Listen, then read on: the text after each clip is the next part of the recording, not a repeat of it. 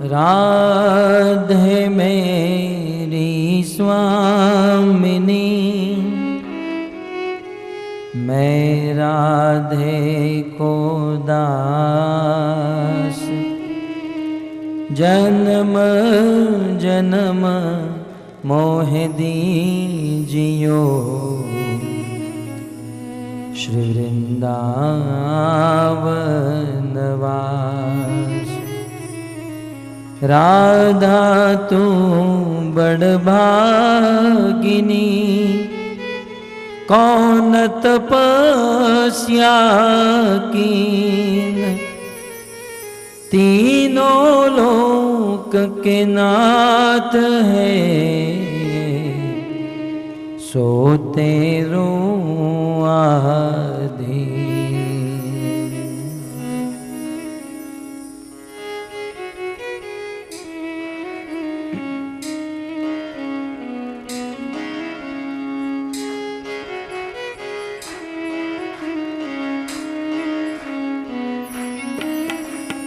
जय राधा माधव कुंज बिहारी, जय राधा माधव कुंज बिहारी, जय राधा माधव कुंज बिहारी, जय राधा माधव कुंज बिहारी, जय राधा माधव कुंज बिहारी, जय राधा माधव कुंज बिहारी,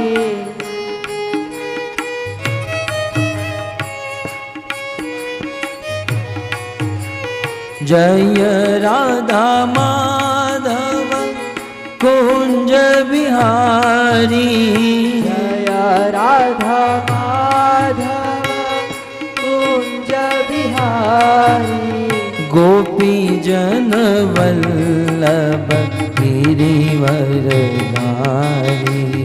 गोपी जन वल्लभ गिरिवरधारी, गोपी जन वल्लभ गिरिवरधारी, गोपी जन वल्लभ गिरिवरधारी, जय राधा माधव कुंज बिहारी, जय राधा माधव कुंज बिहारी,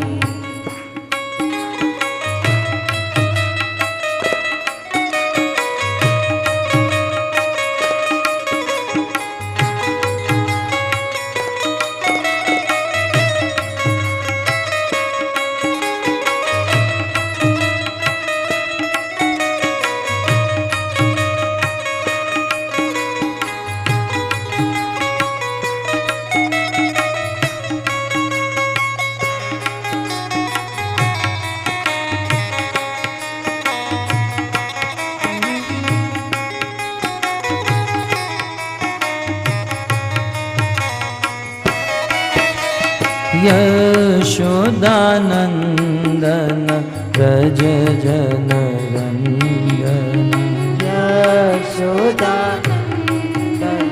व्रज जन रंजन, यशोदानंदन व्रज जन रंजन, यशोदानंदन व्रज जन रंजन, यशोदानंदन व्रज जन रंजन, यशोदानंदन व्रज जन रंजन, यशोदानंदन व्रज जन रंजन, यशोदानंदन व्रज जन रंजन, यमुना तीर वनचारी, यमुना तीर वनचारी, यमुना यमुना तीर वनचारी यमुना तीर वनचारी जय राधा माधव कुंज बिहारी जय राधा माधव कुंज बिहारी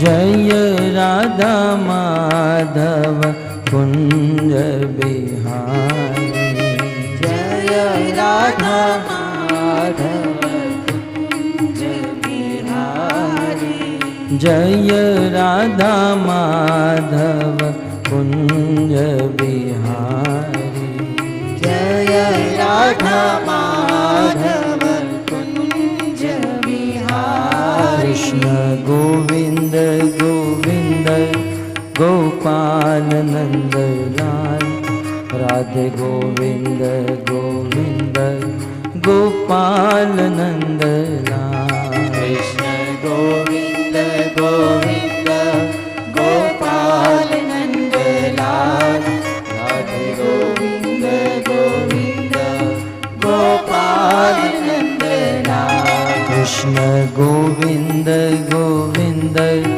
गोपाल नंद लाल राधे गोविंद गोविंद गोपाल नंद लाल कृष्ण गोविंद गोविंद गोपाल प्रेम से गाइए लाल राधे गोविंद गोविंद गोपाल नंद लाल गोपाल नंद लाल गोपाल नंद लाल गोपाल नंद लाल गोपाल नंद लाल गोपाल नंद लाल प्रेम से गाइए लाल गोपाल नंद लाल गोपाल नंद लाल गोपाल नंद लाल गोपाल नंद लाल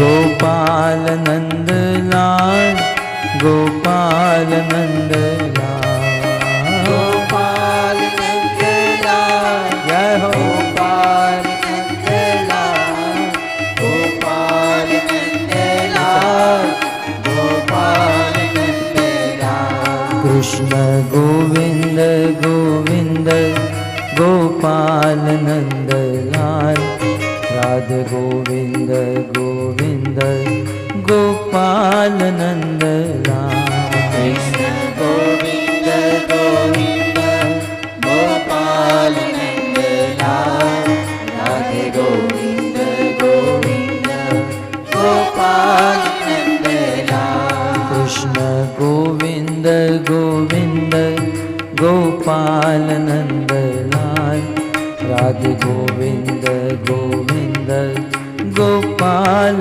नंद लाल कृष्ण गोविंद गोविंद गोपाल नंद लाल राधे गोविंद गोविंद गोपाल नंद लाल गोपाल नंद लाल गोपाल नंद लाल गोपाल नंद लाल गोपाल नंद लाल गोपाल नंद लाल गोपाल नंद भाव से गाइए गोपाल नंद लाल गोपाल नंद लाल गोपाल नंद लाल गोपाल नंद लाल गोपाल नंद लाल गोपाल नंद गोपाल नंद लाल है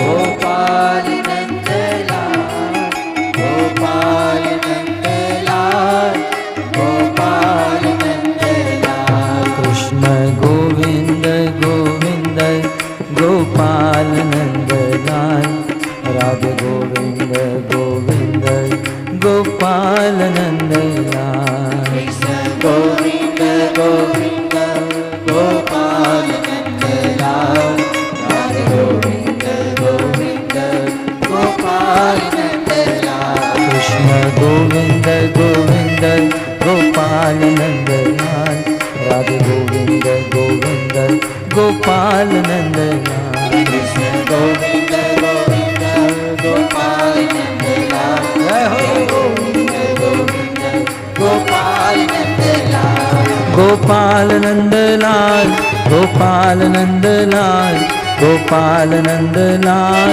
गोपाल नंद लाल गोपाल नंद लाल गोपाल नंद लाल गोपाल नंद लाल गोपाल नंद लाल गोपाल नंद लाल गोपाल नंद लाल गोपाल नंद लाल गोपाल नंद लाल गोपाल नंद लाल गोपाल नंद लाल गोपाल नंद लाल गोपाल नंद लाल कृष्ण गोविंद गोविंद गोपाल नंद लाल राधे गोविंद गोविंद गोपाल नंद लाल कृष्ण गोविंद गोविंद गोपाल नंद लाल राधे गोविंद गोविंद गोपाल नंद लाल हरे कृष्णा कृष्णा कृष्णा हरे हरे हरे रामो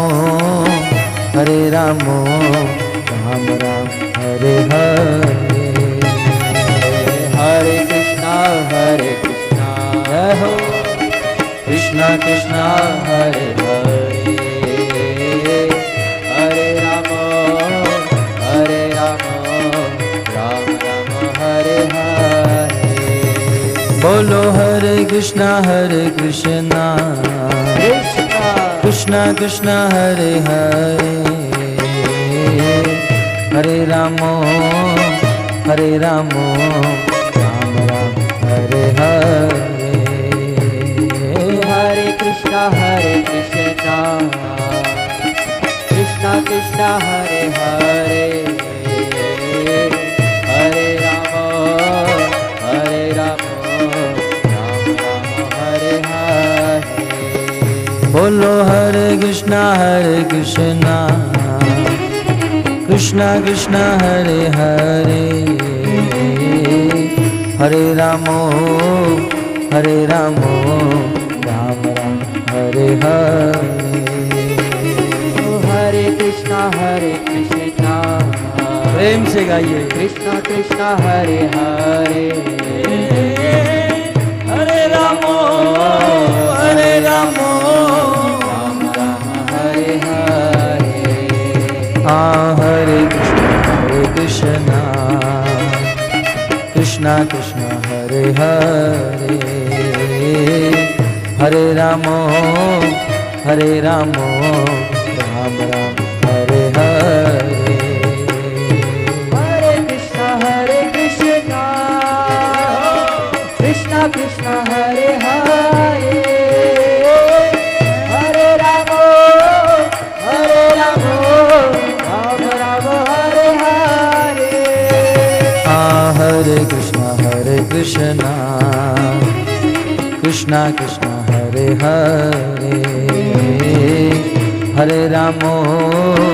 हरे रामो राम राम हरे हरे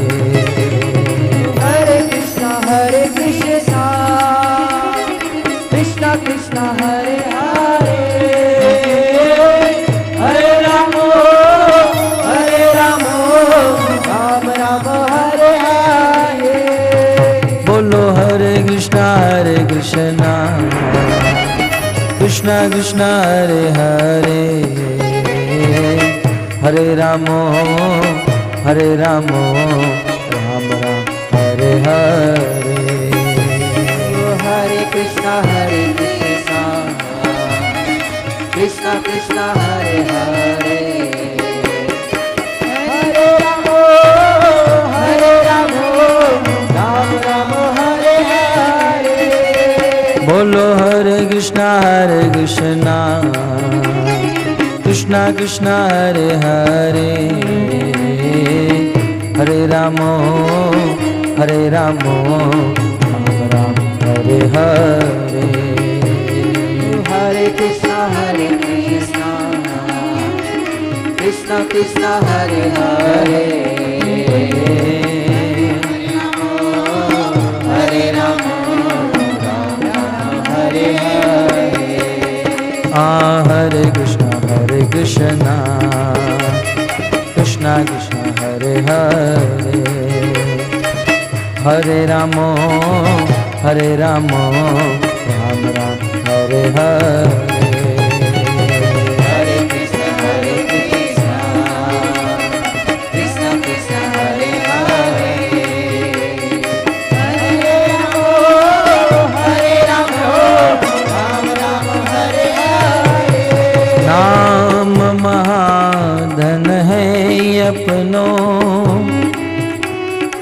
नहीं दूसरी संपत्ति और कमानी नाम महाधन है अपनो नहीं दूसरी संपत्ति और कमानी छोड़ यटा जग की हमको कुटिया ब्रज माही बना दे हमको कुटिया ब्रज माही बना दे हमको कुटिया ब्रज माही बनाने हमको कुटिया ब्रज माही बना दे टूक मिले रसिकों की सदा और पीबन को यमुना जल पानी टूक मिले रसिकों की सदा और पीबन को यमुना जल पानी हमें औरन की परवाह नहीं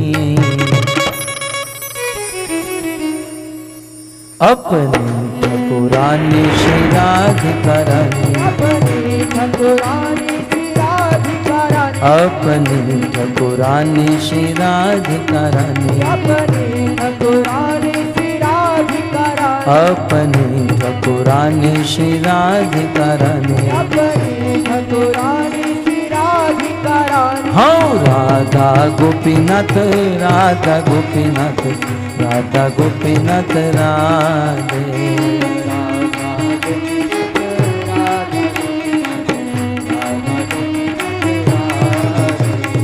राधा गोपीनाथ राधा गोपीनाथ राधा गोपीनाथ राधे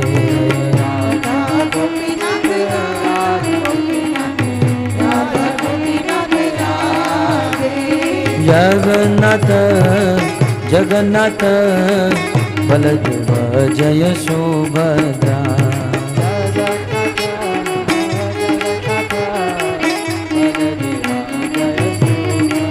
जय जगन्नाथ जगन्नाथ बलदेव जय सुभद्रा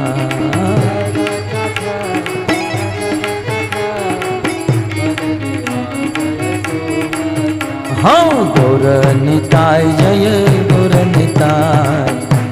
निताय जय गौर निताय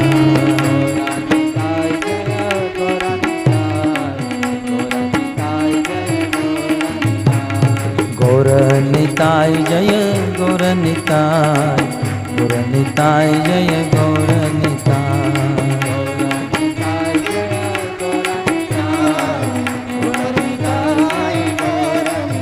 जय जय प्रभुपाद प्रभुपाद प्रभुपाद प्रभुपाद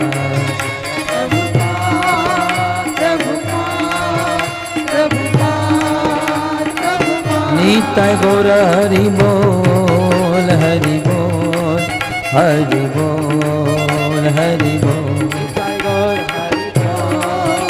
हरि बोल हरि बोल हरि बोल। भुवन मंगल हरि नाम संकीर्तन की जय। शील प्रभुपाद की जय। निताय गौर प्रेमानंद हरि हरि बोल। पति मथुरा वसनपुरीं मथुराशूरसेनाश्च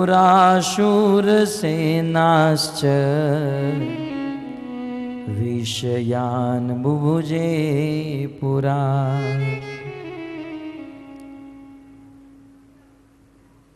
श्री सुखदेव गोस्वामी महाराज परीक्षित को भगवान श्री कृष्ण के जन्म की कथा श्रवण करा रहे हैं। और यह कथा श्रवण कराते हुए गत सत्र में आप भक्तों ने सुना किस प्रकार समस्त देवता क्षीर सागर के तट पर गए हैं और वहां जाकर ब्रह्मा इंद्र शिव जी समेत समस्त देवी देवताओं ने भगवान की स्तुति की।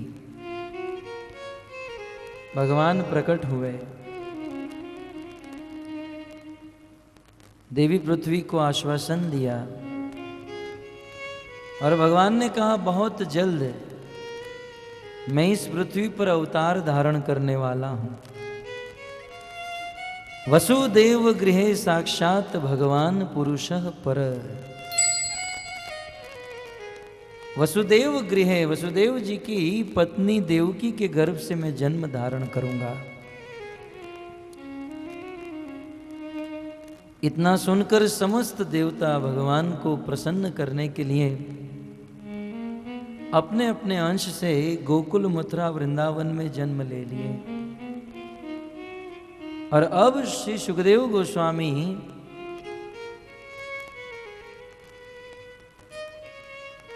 वसुदेव और देवकी के विवाह की कथा श्रवण करा रहे हैं। श्री सुखदेव गोस्वामी समस्त श्रोताओं को मन ही मन मथुरा में लेकर जा रहे हैं। आइए हम भी, भले यहाँ माया नगरी में बैठे हैं, परंतु श्री सुखदेव गोस्वामी के साथ इस कथा के माध्यम से भगवान की पवित्र नगरी ब्रज 84 कोष के अंतर्गत श्री मथुरा नगरी में चलते हैं। शूरसेनो यदुपति मथुरामावसन्पुरीं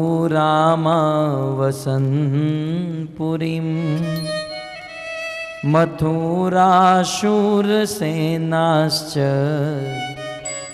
विषयान् बुभुजे पुरा। शूरसेनो यदुपति, जिस मथुरा नगरी में भगवान के माता पिता का विवाह होने जा रहा है, सर्वप्रथम सुखदेव गोस्वामी उस स्थान का वर्णन करते हैं जिस स्थान पर विवाह होने जा रहा है। उसे हिलाओ मत, बच्चे को दूर करो।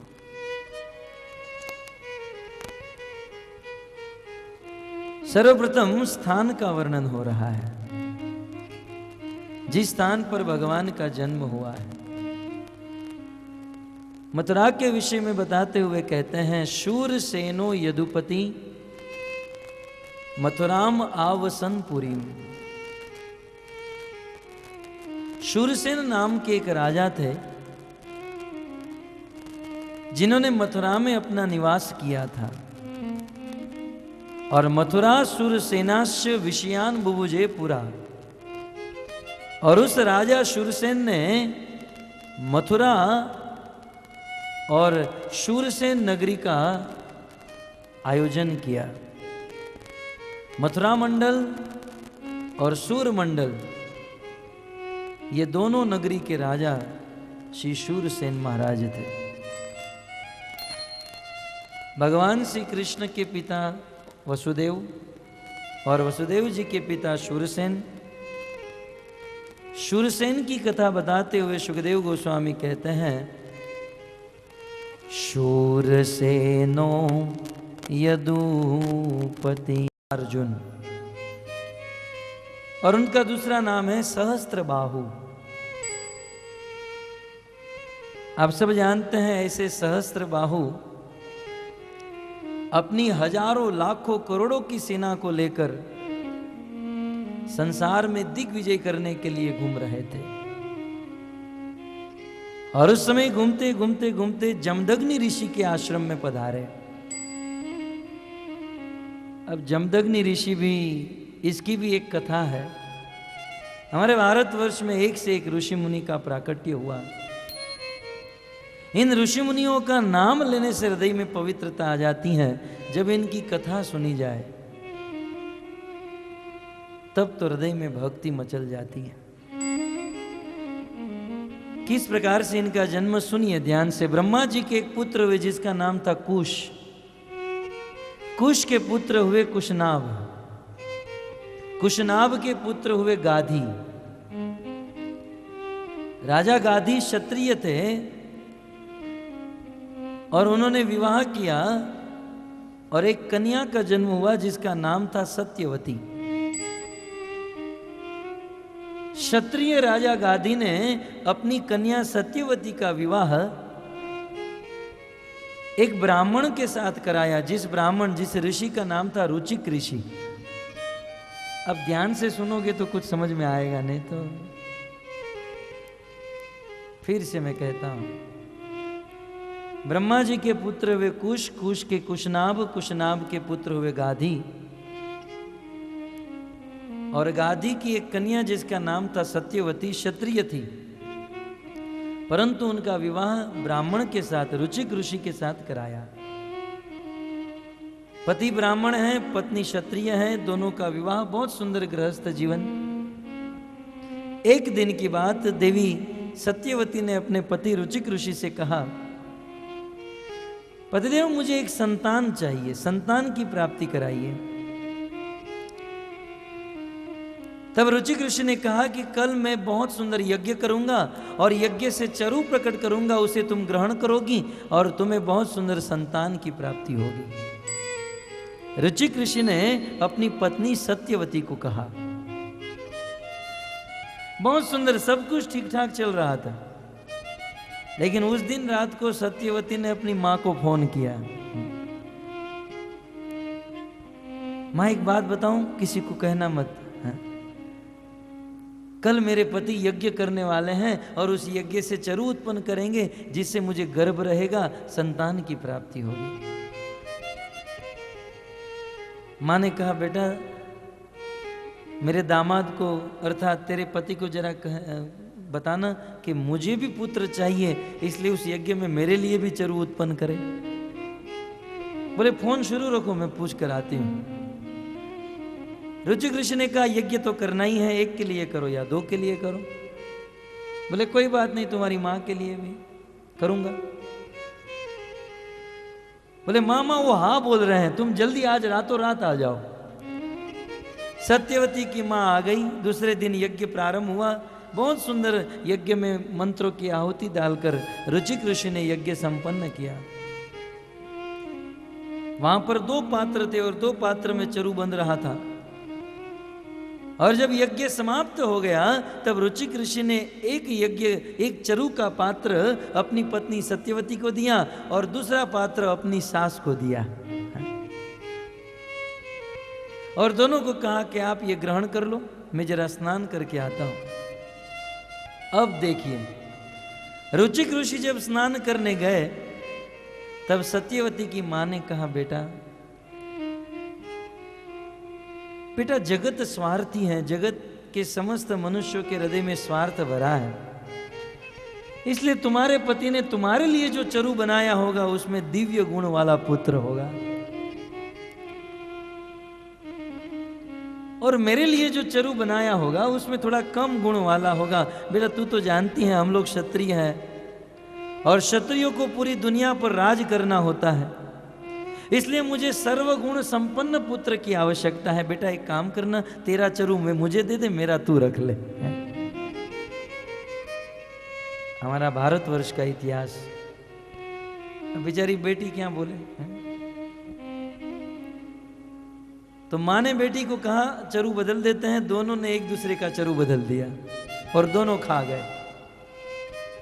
ऋचिक ऋषि वापस आए, घर पर गए और घर जाकर उनकी पत्नी सत्यवती ने कहा पतिदेव एक बात बताऊं। बोलो। बोलो पतिदेव आपने जो मुझे और मेरी माँ को चरु दिए थे ना, हम दोनों ने चरु बदल लिए। मेरा चरु मेरी माँ ने खाया और मेरी माँ का चरु मैंने खाया। ऋचिक ऋषि ने कहा हाहाकार मच जाएगा, अनर्थ हो गया। बोले पतिदेव इसमें क्या अनर्थ हुआ? बोले तुम नहीं जानती हो, क्योंकि तुम्हारे पिता तुम्हारी माँ क्षत्रिय है, इसलिए मैंने उसके लिए क्षत्रिय गुण वाला बालक प्रकट हो ऐसा चरु बनाया था। और क्योंकि हम लोग ब्राह्मण हैं इसलिए मैंने तुम्हारे लिए ब्राह्मण गुण वाला चरु बनाया था। तुम दोनों ने चरु बदल दिए, इसलिए तुम्हारी माँ के गर्भ से पुत्र का जन्म होगा। भले वह क्षत्रिय है लेकिन उनका पुत्र ब्राह्मण के गुण वाला होगा। आगे चलकर हुआ ना, उस सत्यवती की माँ के गर्भ से गाधी के पुत्र के रूप में विश्वामित्र का जन्म हुआ। विश्वामित्र जी जन्म से क्षत्रिय थे लेकिन ब्राह्मण गुण वाले थे, वो ब्राह्मणों की तरह घूमते थे। भले क्योंकि वो चरु बदल दिया इसलिए ब्राह्मण के गुण वाला पुत्र भले क्षत्रिय कुल में होगा लेकिन ब्राह्मण गुण वाला होगा। और क्योंकि तुमने तुम्हारी माँ का चरु खाया है इसलिए तुम्हारे गर्भ से क्षत्रिय घोर स्वभाव का पुत्र जन्म लेगा।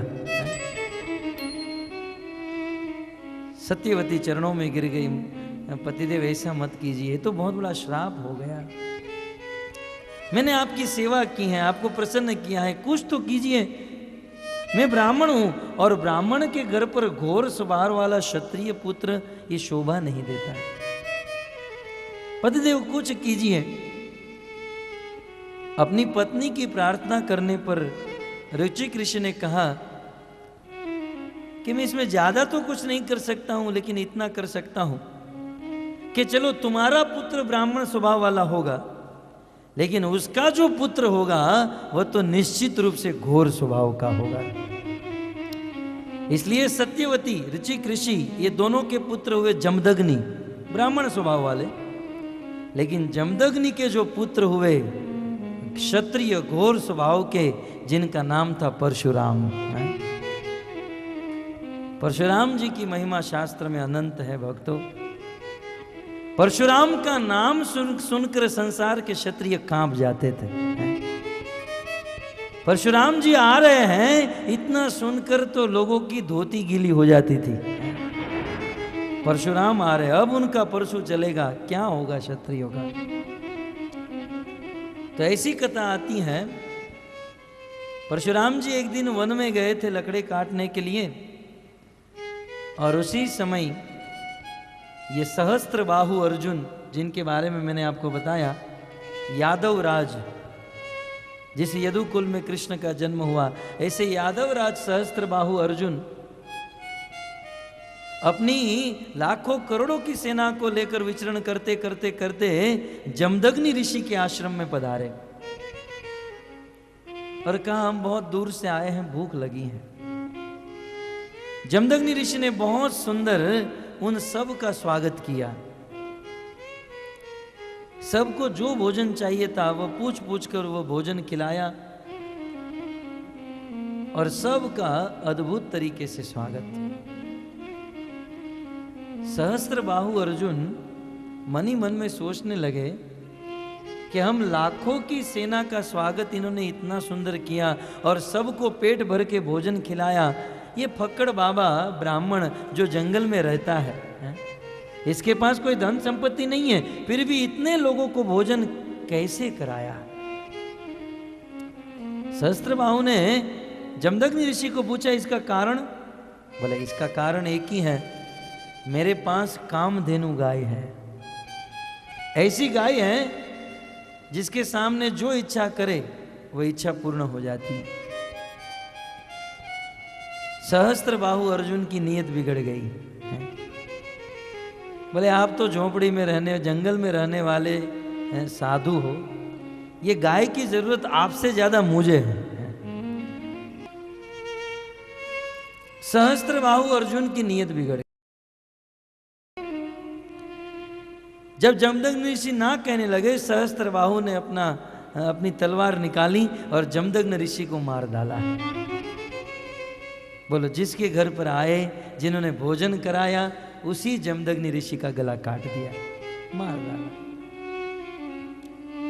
और सहस्त्रबाहु अर्जुन उस गाय को लेकर चला गया।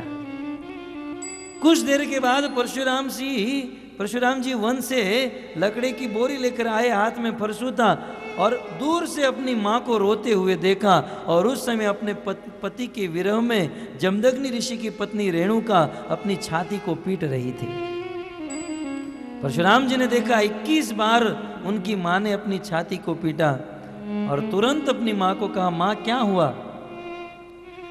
बोले सहस्त्रबाहु अर्जुन आया था, कामधेनु गाय लेकर पिता को मारकर चला गया। उसी समय परशुराम जी को क्रोध आया, अपना परशु हाथ में उठाया और सर्वप्रथम सहस्त्रबाहु अर्जुन, ये कितना शक्तिशाली था जानते हैं?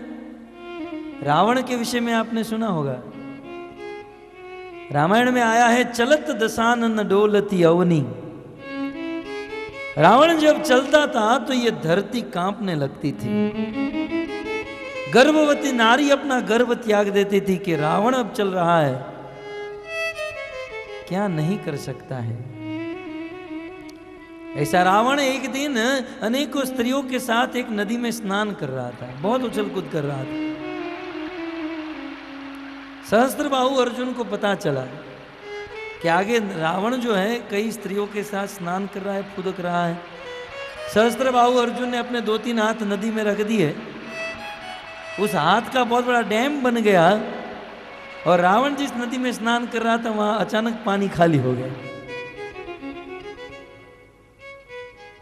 रावण लज्जित हो गया, चड्डी पहनकर खड़ा था, पानी कुछ नहीं है। विचार कीजिए, नदी में कोई स्नान कर रहा है, अचानक पानी चला जाए, और वो भी स्त्रियों के सामने। रावण बहुत लज्जित हुआ, क्रोध आया, बोले ये किसने किया, ये किसकी हिम्मत है? रावण ऊपर जाकर देखा तो सहस्त्रबाहु अर्जुन युद्ध करने गया। सहस्त्रबाहु अर्जुन ने रावण को मच्छर की तरह पकड़ लिया।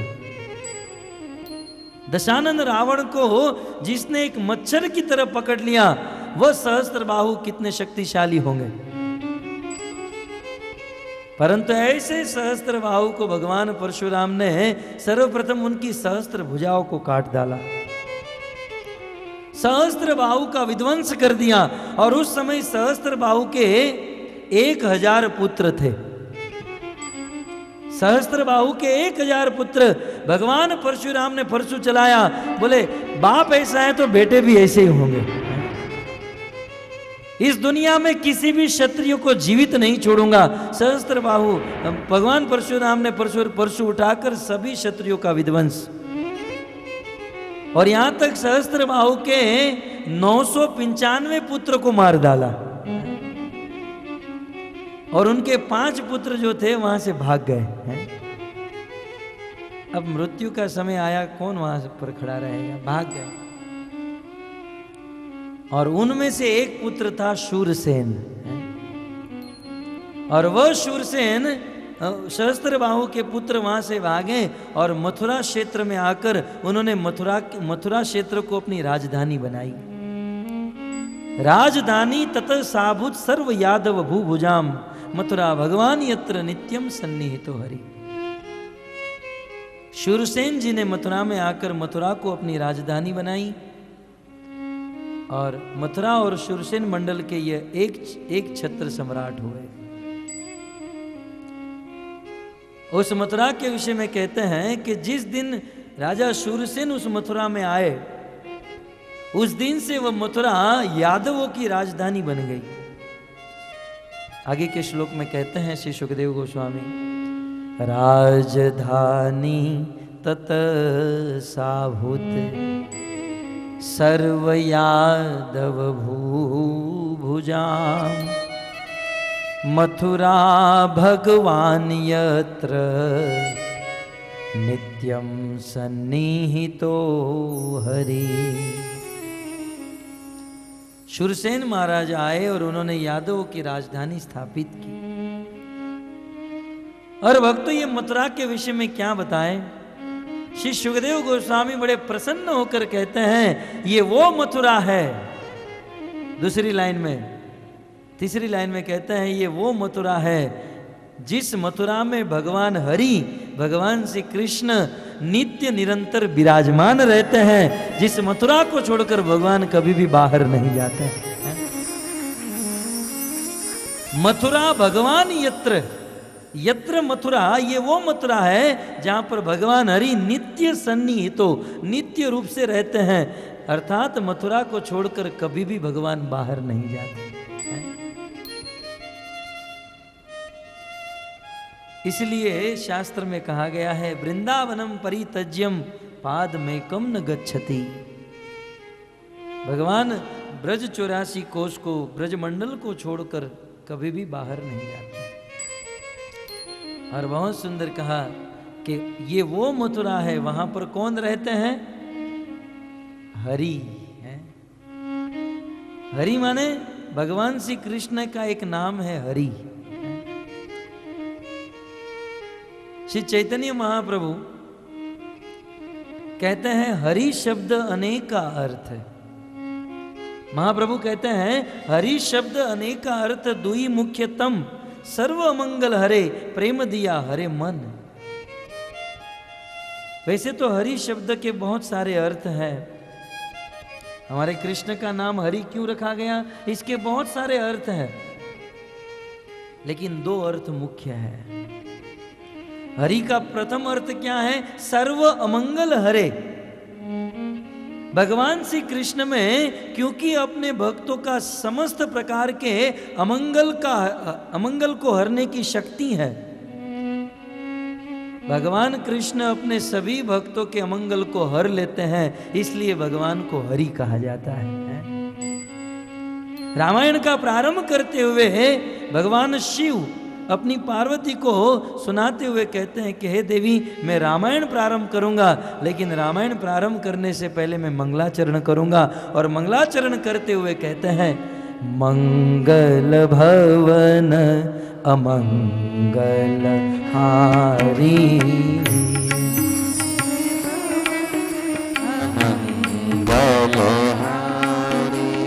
मंगल भवन अमंगल हारी। गाइए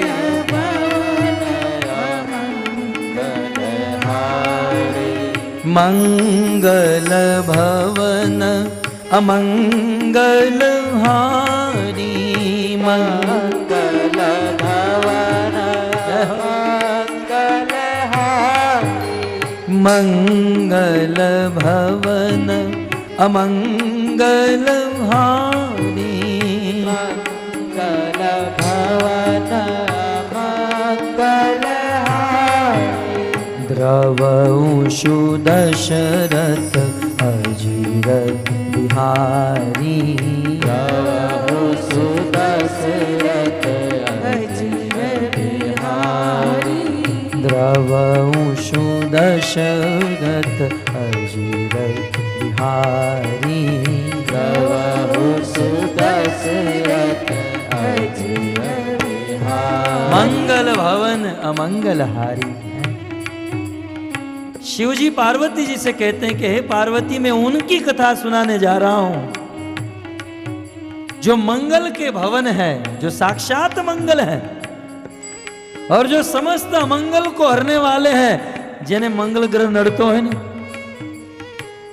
એને વીટી વીટી પહેરવાની જરૂર નથી, ભગવાન રામ અને કૃષ્ણની ભક્તિ કરવાની જરૂર છે। મંગલ ભવન અમંગલ હારી। शिव जी प्रमाण देते हुए कहते हैं कि हे देवी पार्वती, मैं उसकी कथा सुनाने जा रहा हूं जो मंगल के निदान है, मंगल के धाम है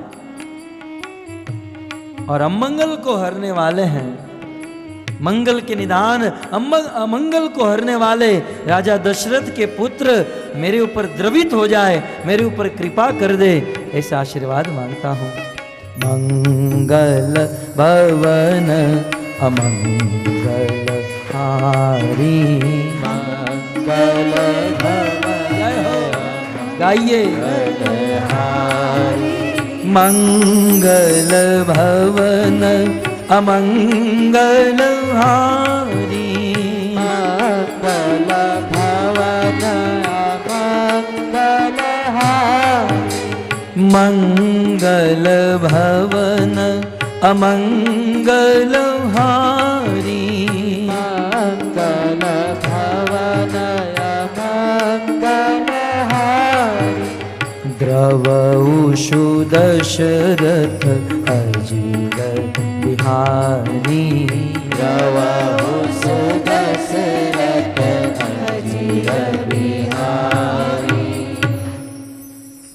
मंगल भवन अमंगल हारी। भगवान श्री कृष्ण को हरि इसलिए कहते हैं क्योंकि वे अपने भक्तों के दुख को हर लेते हैं, सुख देते हैं और दुख को हर लेते हैं। ये प्रथम अर्थ है। और महाप्रभु इसका दूसरा अर्थ करते हैं, प्रेम दिया हरे मन। हरि का एक अर्थ होता है हरति इति हरि, जो हर ले, जो दूसरों का चुरा ले, उसे हरि कहते हैं। हरि माने चोर, हरि माने हरना। और भक्तों, चोरी करने में तो हमारे भगवान हैं। और सब चोरों के बारे में कोई जाने या न जाने, लेकिन इस चोर के बारे में पूरी दुनिया जानती है। पूरी दुनिया, बच्चा बच्चा तक जानता है कि भगवान श्री कृष्ण सबसे बड़े चोर हैं।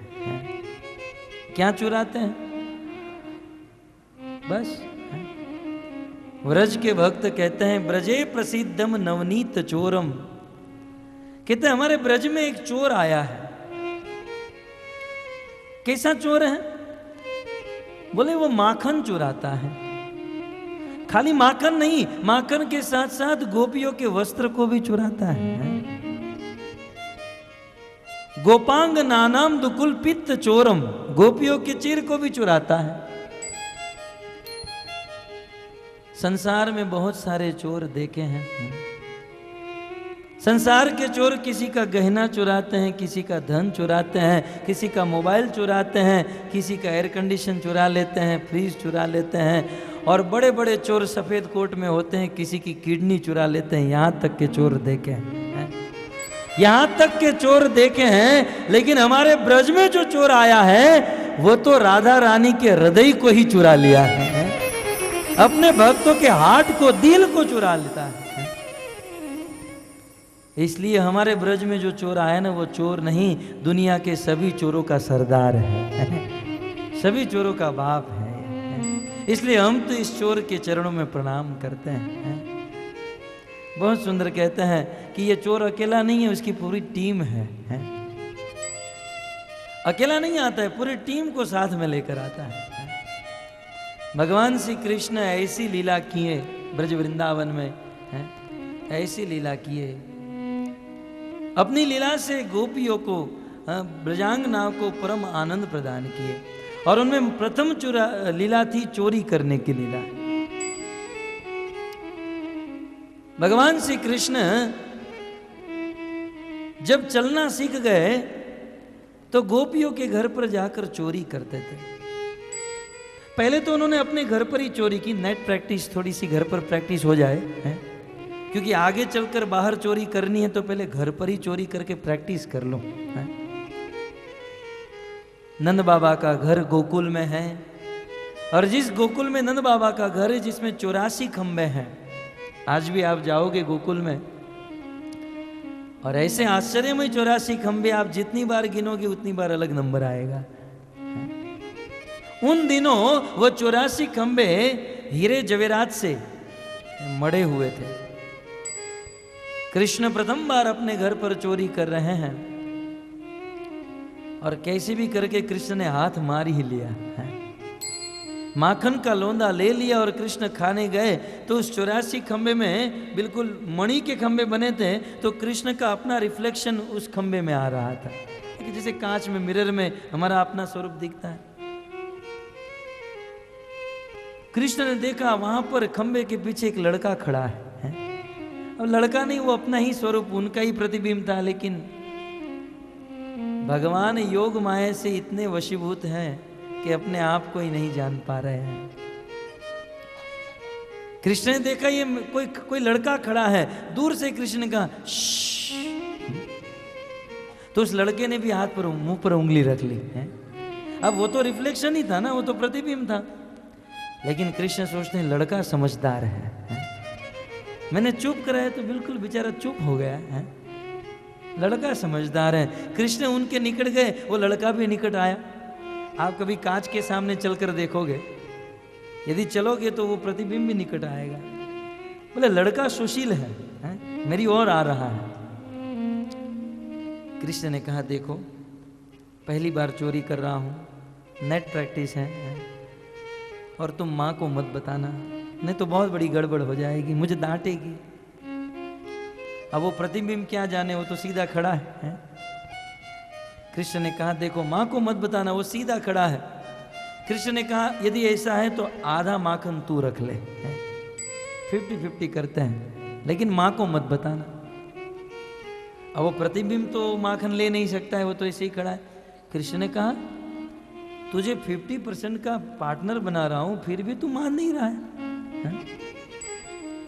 तुझे आधा माखन दे रहा हूं, फिर भी नहीं मान रहा है। एक काम कर, ये पूरा माखन तू रख ले, लेकिन मां को मत बताना है? फिर भी वो प्रतिबिंब कुछ नहीं बोला। तब कृष्ण को क्रोध आया, सारे तुझे इतना कुछ दे रहा हूं, इतना मना रहा हूं, फिर भी तू मान नहीं रहा है। तुझे माँ को बताना ही है, जा बता दे माँ को, मैं कोई माँ वहां से नहीं डरता हूं। कृष्ण अपने ही प्रतिबिंब के साथ खेलते थे। ऐसे कृष्ण जब थोड़े बड़े हुए तो गोपियों के घर पर जाकर उत्पात करते थे। गोपियां रोज यशोदा के घर पर शिकायत लेकर आती थी। भागवत में इसका विस्तार से वर्णन है। हम तो जन्म कथा सुन रहे हैं ना, लेकिन मैं आपको झलक दे रहा हूं। गोपियां आती थी यशोदा के घर पर, कृष्ण छत पर खड़े रहते थे और देखते थे गोपियां आ रही हैं, बिल्कुल बहुत सारी गोपियां शिकायत लेकर। कृष्ण तुरंत यशोदा के पीछे जाकर छिप जाते थे और सारी गोपियां कहती थी अपना गाँव लेव नंद रानी, हम कहूँ अनंग बसेरी जाए। सुन के बाकर खोल के साकर। वे गोपियाँ, ये ब्रज के बहुत सुंदर भजन है, समय रहा तो हम कृष्ण जन्म के उपलक्ष्य में गाएंगे। ब्रज के भक्तों ने ये भजन गाए हैं। वह गोपियाँ कहने लगी अपना गांव लेव नंद रानी, हम कहूँ अनंग बसेरी जाए। हे नंद रानी यशोदा, तुम अपने घर को, अपने लाला को लेकर इस गांव को छोड़कर चली जाओ, क्योंकि हम तेरे लाला के साथ एक मिनट भी इस गांव में नहीं रह सकती हैं। तब यशोदा उनकी बातों में कहाँ आने वाली थी। बोले मेरे लाला ने क्या किया, बेचारा ठीक से चलना भी नहीं सीखा है और तुम सब लोग शिकायत लेकर आती हो। कृष्ण यशोदा के पीछे खड़े थे और ऐसे बाहर निकलकर अंगूठा दिखाते हैं, देखा टेंगा, ये मेरी माँ है, ये तुम्हारी बातों में आने वाली नहीं है। और जैसे यशोदा पीछे देखती तो ये पीछे छिप जाते हैं। यशोदा ने कहा तुम लोग रोज शिकायत लेकर आते हो, क्या किया मेरे लाला ने, बताओ क्या किया। भागवत ने बिल्कुल एज इट इज लिखा है, वत्सान मुंचति क्वचित असमये क्रोध संजात हास। क्या नहीं किया तुम्हारे लाला ने, क्या नहीं किया ये बताओ, क्या किया। बोले जब हम घर का काम करती हैं तब असमय में हमारे घर पर घुस जाता है और बछड़े को खोल देता है। गौशाला में जाकर जहाँ पर गाय और बछड़े बंधे होते हैं, बछड़े को खोल देता है और बछड़ा गाय का सारा दूध पी जाते हैं, हमारे लिए कुछ नहीं बचता है। दूध के ऊपर तो हम लोग जी रहे हैं, उसे बेचकर दूध दही माखन खाकर तो जीते हैं। वो बछड़े सारा दूध पी जाते हैं, हमारे लिए कुछ नहीं बचता। यशोदा कहती है अच्छा मेरा लाला ऐसा करता है, बछड़े को खोल देता है। बोले जब मेरा लाला ऐसा करता है तो उसे डांटना चाहिए ना, तुम डांटती क्यों नहीं? अरे बोला मैया, एक गोपी आगे आकर कहती मैया जब हम इसे डांटती हैं तो ये उल्टा ऊपर से हमको डांटता है। ये तेरा लाला कम नहीं है, दिखने में छोटा है, दिखने में छोटा है, जब हम उसे डांटती है तो ऊपर से हमको डांटता है। मैंने मेरे बछड़े को छोड़ा है, तुम्हारे बछड़े को, तुम्हारे बछड़े को छोड़ा है ना, तुम्हारे बछड़े को छोड़ा है, तुम्हारे बछड़े ने दूध पिया तो तुम्हारा बछड़ा बलवान होगा कि मेरा बछड़ा बलवान होगा? खाम खा बछड़े को बिना दूध पिलाए मारती रहते हो, देखो कितना बेचारा पतला सूखा हो गया है। बछड़े को गाय के पास लेकर जाती हो, गाय वात्सल्य भाव से सारा दूध थन में छोड़ देती है और बछड़े को घसीट कर दूर लेकर जाती हो और पात्र तुम भर लेती हो। बेचारा बछड़ा सूख गया है, उल्टा हमको डांटता है और हम जब बछड़े को पकड़ने दौड़ती हैं तो ये हमारे घर पर घुस जाता है। अच्छा घर पे घुस जाता है, अच्छा घर में घुसकर क्या करता है? क्या बताऊं यशोदा क्या नहीं करता है? दूध दही माखन की मटकी को ढूंढता है। अच्छा ये माखन को ढूंढता है तो तुम्हें अपने माखन के मटके को अंधेरे कमरे में रखना चाहिए ताकि ये ढूंढ न सके।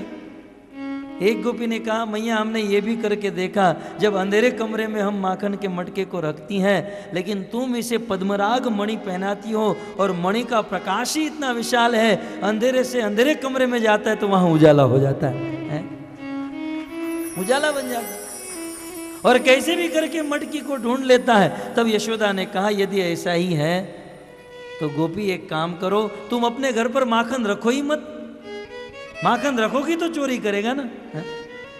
यशोदा ने कहा माखन रखो ही मत। एक गोपी ने कहा देवी यशोदा हमने ये भी करके देखा, जब हम हमारे घर पर माखन नहीं रखती हैं और कृष्ण को खाने के लिए माखन नहीं मिलता है तो वो श्राप देता है, इस घर में मेरे खाने के लिए माखन नहीं है, इस घर के सब लोग भिखारी बन जाए, इसकी 21 पीढ़ी भिखारी बनकर रास्ते पर भीख मांगे। निर्दोष बालक, यदि उसकी वाणी सत्य हो गई तो हम तो गए काम से ना। यशोदा ने कहा कि यदि कृष्ण, तुम जानते ही हो कि कृष्ण माखन की चोरी करने के लिए आता है तो बेचारे को माखन दे देना चाहिए ना, छोटा सा कृष्ण कितना माखन खाएगा। एक गोपी ने कहा देवी हमने ये भी करके देखा। यशोदा जब ये कृष्ण हमारे घर पर आते ना तो हमें टाइम पता है इतने बजे आता है?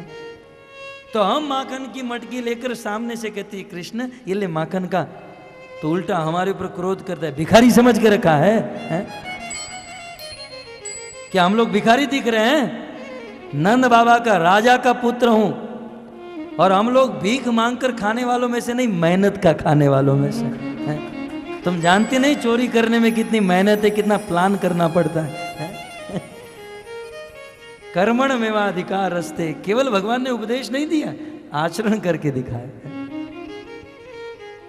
हम कर्म करने वालों में से, मेहनत करके खाने, मेहनत का खाने वालों में से हैं? और इसकी मेहनत क्या है? चोरी करना। यशोदा ने कहा देखो यदि तुम्हारे घर पर आ ही जाता है, चोरी करता है, तो तुम्हें अपने मटके को बिल्कुल ऊपर छत पर बांध कर रखना चाहिए ताकि उसका हाथ न पहुंचे। बोले मैया ये भी करके देखा। जब हम मटके को छत पर बांधती हैं तो एक उखल को घसीट कर लाता है, उसके ऊपर चढ़ जाता है, माखन मटके को उतार देता है। यशोदा ने कहा ऐसे नहीं, और ऊपर, बिल्कुल ऊपर बांधना चाहिए। बोले आपका लाला इतना बुद्धिमान है, दिखने में छोटा है, जब मटका बहुत ऊपर होता है तो लंबी लकड़ी लेकर आता है। और कितना बुद्धिमान है, लकड़ी लेकर आता है और मटके में बिल्कुल बीच में छोटा सा छिद्र करता है और ऐसे सीधा मुंह में उस माखन को खा लेता है। और देखो मैया, ये कृष्ण छोटा सा बालक, छोटा सा पेट, ज़्यादा से ज़्यादा कितना माखन खाएगा। कृष्ण माखन का हमें कोई प्रॉब्लम नहीं है, लेकिन अकेला नहीं, पूरी टीम को साथ में लेकर आता है। यदि अकेला आता तो कोई प्रॉब्लम नहीं, लेकिन पूरी टीम को, और टीम को लेकर आए इसमें भी कोई प्रॉब्लम नहीं, लेकिन बंदरों को साथ में लेकर आता है, बंदर को साथ में रखता है। एक आचार्य ने कहा, भगवान श्री कृष्ण ने बंदरों को साथ में रखा और माखन क्यों खिलाया? तो जवाब देते हुए कहते हैं कि भगवान कृष्ण ने त्रेता युग में राम अवतार में इस बंदरों से बहुत काम कराया था, बहुत काम कराया, समुद्र लंघवाया, समुद्र पर सेतु बनवाया, युद्ध करवाया, और उस समय भगवान राम मर्यादा में थे ना, तो ठीक से वेतन नहीं दे पाए। तब भगवान ने कहा था, आप लोग कृष्ण लीला में आना, वहाँ पर कोई लिमिटेशन नहीं होगा, वहाँ कोई मर्यादा नहीं होगी। अभी मैं थोड़ा जेन्युइन हूँ, थोड़ा मर्यादा में हूँ, वहाँ कोई मर्यादा नहीं। यदि मेरे पास माखन नहीं तो चोरी करके खिलाऊंगा, आप लोग कृष्ण लीला में मिलना है। इसलिए भगवान कृष्ण ने बंदरों को माखन खिलाया है। तो इस प्रकार से गोपियाँ बहुत बहुत शिकायत करती हैं। देवी यशोदा कहती हैं कि और ऊपर माखन बांधना चाहिए, और ऊपर मटका बांधना चाहिए। एक गोपी कहते, मैया ये भी करके देखा, जब हम मटके को बहुत ऊपर बांधती हैं तो नीचे बहुत सारे गोप खड़े रहते हैं, उसके ऊपर नीचे 10, ऊपर 5, ऊपर 3, ऊपर 2, और सबसे ऊपर तुम्हारा लाला खड़ा रहता है। 4-5 गोवाल टोले वणी ने, एक बीजा ने कांधे चढ़ी ने।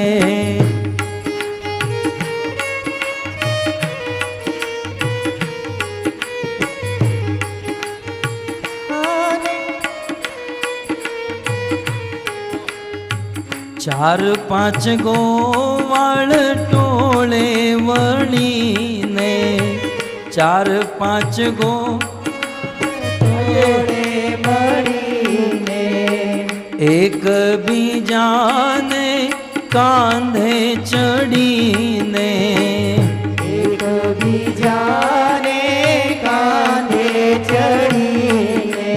मटू की माँ मोरली मारे मारो श्याम कान, आवीने मारी मटू की फोड़े।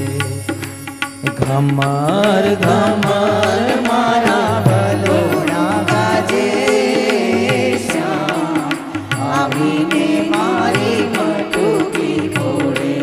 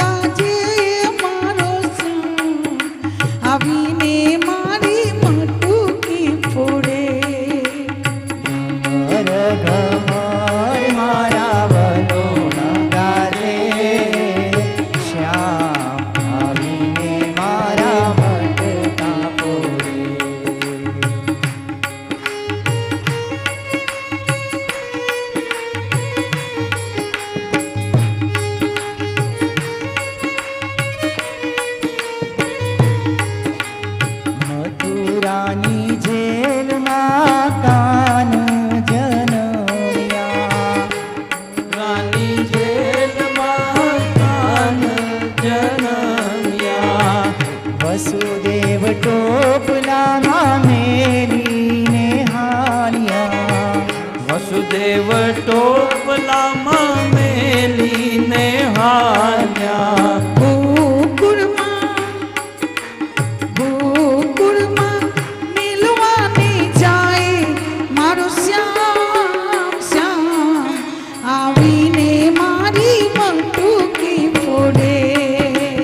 गोकुल में मिलवा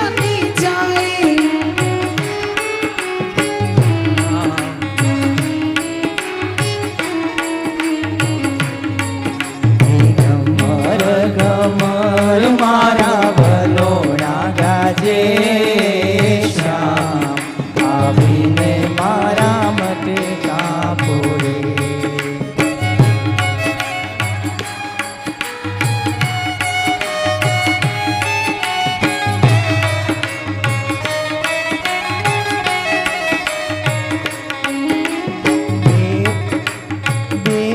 काटे जमुना जी आजे छलकाया। देव काटे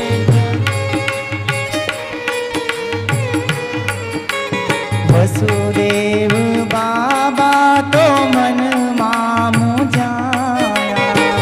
वसुदेव बाबा तो मन मामू जाया।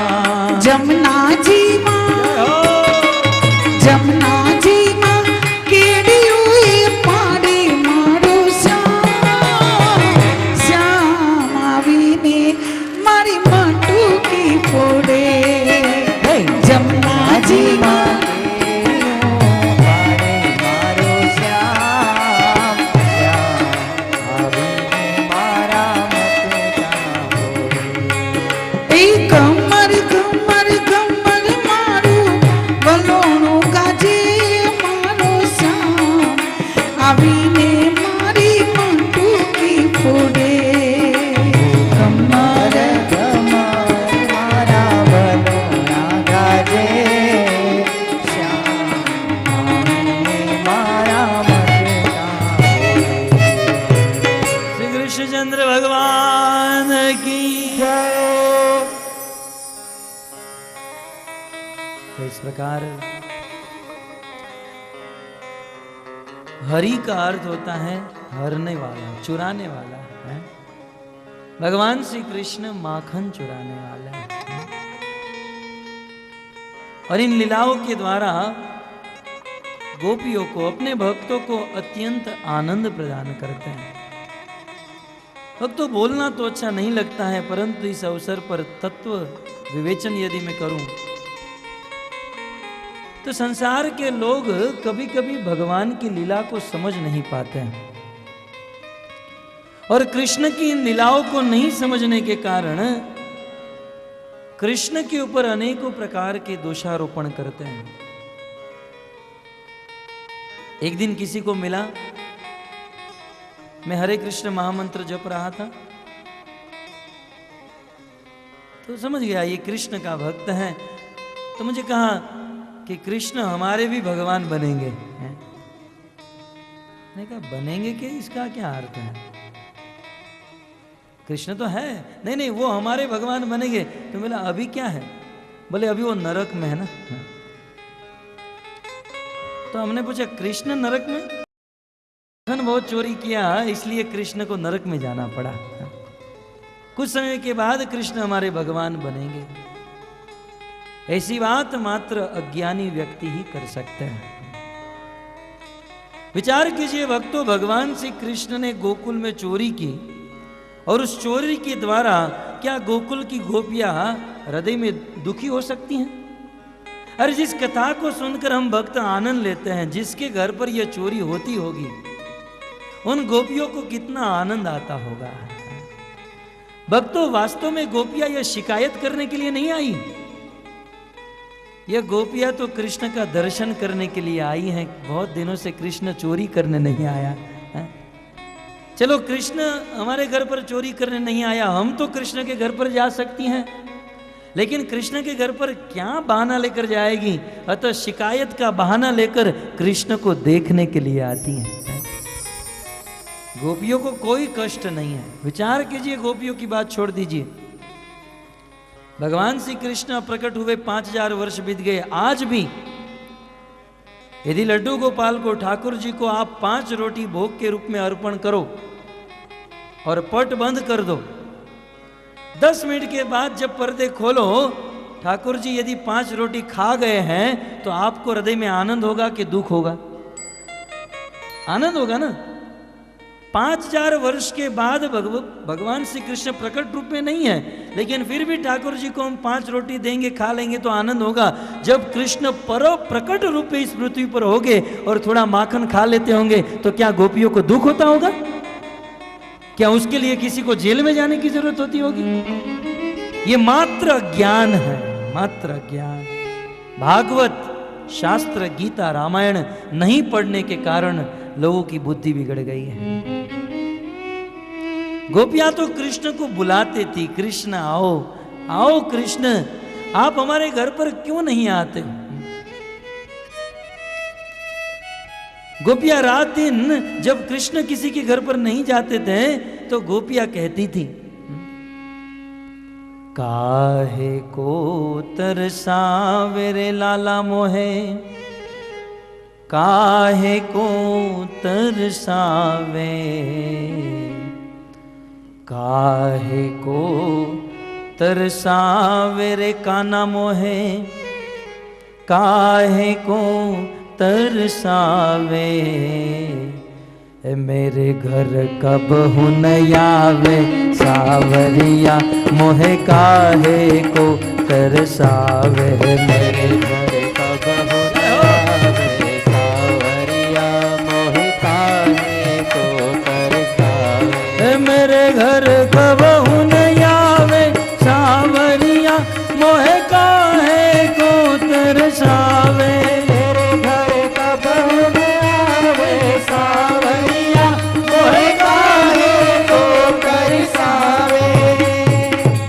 बन गाय चरावत डोले, बन बन गाय चरावत डोले। हे कृष्ण, तू मेरे घर पे क्यों नहीं आ रहा है? कृष्ण, बहुत दिन हो गया मेरे घर पर माखन की चोरी नहीं किया। भगवान श्री कृष्ण अद्भुत लीला। कौन कहता है गोपियों को दुख था कृष्ण उनके घर पर जाते थे? जब कृष्ण गोपियों के घर पर नहीं जाते थे तो गोपियां कृष्ण के पास आती, कृष्ण कृष्ण माखन खाएगा? माखन के नाम पर कृष्ण पिघल जाते थे। बोले हाँ खाऊंगा। माखन खाना है, आधा घंटा नाचना पड़ेगा। कृष्ण आधे घंटे तक नाचते रहते थे और आधे घंटे के नाचने के बाद माखन नहीं मिलता था। गोपियां कृष्ण के गाल को खींचा करती थी। तो इस प्रकार से कभी कभी कृष्ण अद्भुत लीला करते थे। गाय और बछड़े को चराते थे। गाय और बछड़े बिल्कुल सीधे चलते थे। कृष्ण किसी गली में गोपी को देख गए तो अब कैसे जाए? तो कृष्ण हाथ में छोटी सी छड़ी होती थी, ये बछड़ा बहुत बिगड़ गया है, बछड़ा बहुत बिगड़ गया है, अपना लाइन छोड़कर बाजू में चला जाता है। बछड़ा सीधा ही चल रहा था लेकिन बिगड़ गए करके उस गली में लेकर जाते थे और गोपी को देखकर आ जाते थे। तो जब कृष्ण इस प्रकार से गोपियों के घर पर नहीं जाते थे तब गोपियां कहती थी, बन बन गाय चरावत डोले, बन बन गाय चरावत डोले, बन बन गाय चरावत डोले, बन बन गाय चरावत डोले, बन बन गाय चरावत डोले, बन बन गाय चरावत डोले। तो कारी ओढ़े कामरिया, मोह काहे को तरसावे, तू तो कारी ओढ़े कामरिया, मोह काहे को तरसावे, मेरे घर कब नहीं आवे सावरिया, मोह काहे को तरसावे, मेरे घर कब नहीं आवे सावरिया, मोह काहे को तरसावे। तो इस प्रकार भजन तो बहुत लंबे लंबे हैं लेकिन यदि गाते रहे तो कथा समाप्त नहीं होगी। परंतु भगवान श्री कृष्ण जब ये माखन की चोरी करते थे गोपियों को आनंद होता था, हर्ष होता था, बुलाती थी। तो भगवान माखन की चोरी करते हैं, कभी कभी गोपियों के चीर भी चुरा लेते हैं। कई बार लोग कृष्ण के ऊपर दोषारोपण करते हैं, कृष्ण ने गोपियों के वस्त्र क्यों चुराए?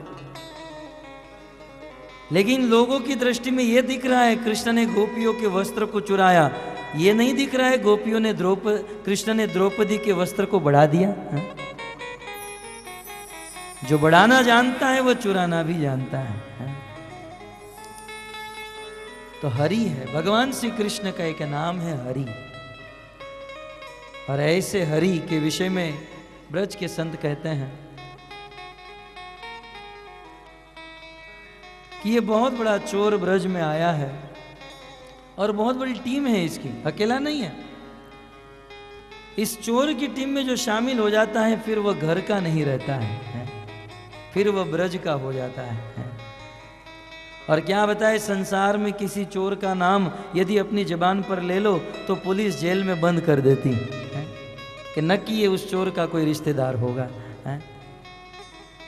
इस संसार में किसी चोर का नाम ले लो तो पुलिस जेल में बंद करके रख देती है, लेकिन इस चोर का नाम है, ब्रज में जो चोर आया है, इस ब्रज के चोर का नाम अपनी जबान में कोई एक बार भी ले लेता है तो करोड़ों करोड़ों जन्म के पाप से भस्म से मुक्त हो जाते हैं।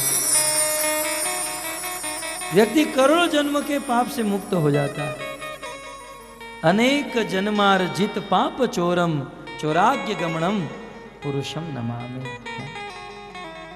भक्त कहते हैं प्रभु आप चोर हो, इसमें कोई डाउट नहीं है।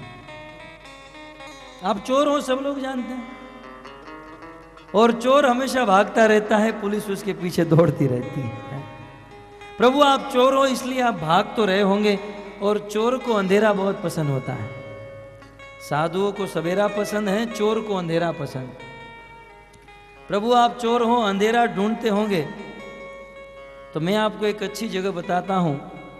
मेरे हृदय में करोड़ों करोड़ों जन्म का अज्ञान रूपी अंधकार भरा हुआ है। आप मेरे हृदय में छिप जाइए, गारंटी देता हूं कोई नहीं ढूंढ पाएगा है? आप मेरे हृदय में बस जाइए है? भगवान श्री कृष्ण का नाम हरि है। हरि का अर्थ है सर्व अमंगल हरे, सभी दुखों को हर लेते हैं। और दूसरा हरि का अर्थ है सुंदर, अपनी सुंदरता से सबको आनंद देते हैं। हरि का अर्थ है चुराना, ये माखन चोरी आदि लीला से अपने भक्तों को प्रसन्न करते रहते हैं। ऐसे हरि मथुरा मंडल में ब्रज 84 कोष में निरंतर वास करते हैं। और ऐसे मथुरा मंडल के राजा थे शूरसेन। राजा शूरसेन जिसका जन्म विष्णु वंश में हुआ। जैसे मैंने आपको सुनाया, यदु वंश में एक राजा हुए देवगर्भ, उसी परंपरा में राजा शूरसेन का जन्म। राजा शूरसेन की पत्नी का नाम था मारीशा, और इस मारीशा नाम की पत्नी से 5 कन्या और 10 पुत्र की प्राप्ति हुई।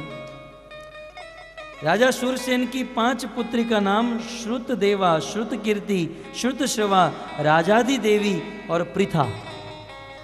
राजा शूरसेन की 5 कन्या, और सबसे छोटी कन्या का नाम क्या था? पृथा। अब राजा शूरसेन के एक मित्र थे जिसका नाम था कुंती भोज। शूरसेन के मित्र राजा कुंती भोज को कोई कन्या नहीं थी, इसलिए राजा शूरसेन ने अपनी सबसे छोटी कन्या जिसका नाम था पृथा, वे अपने मित्र कुंती भोज को दे दिया। और कुंती भोज की कन्या होने के कारण उनका नाम हुआ देवी कुंती, महारानी कुंती। और राजा शूरसेन के 10 पुत्र हुए जिसका नाम देवभाग, देवश्रवा, अष्टदा, ककुश चक्र, वत्सधारक, सृंजय, श्याम, शमिक, गंडश, और 10वें पुत्र का नाम था आनक दुंदुभी, और दूसरा नाम था वसुदेव।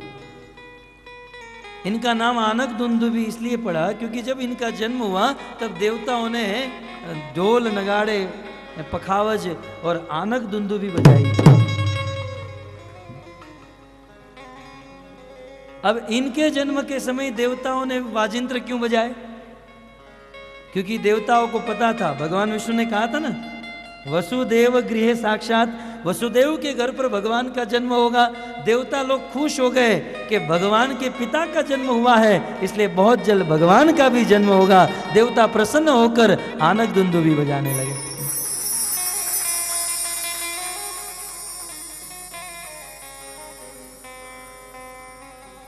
देवताओं ने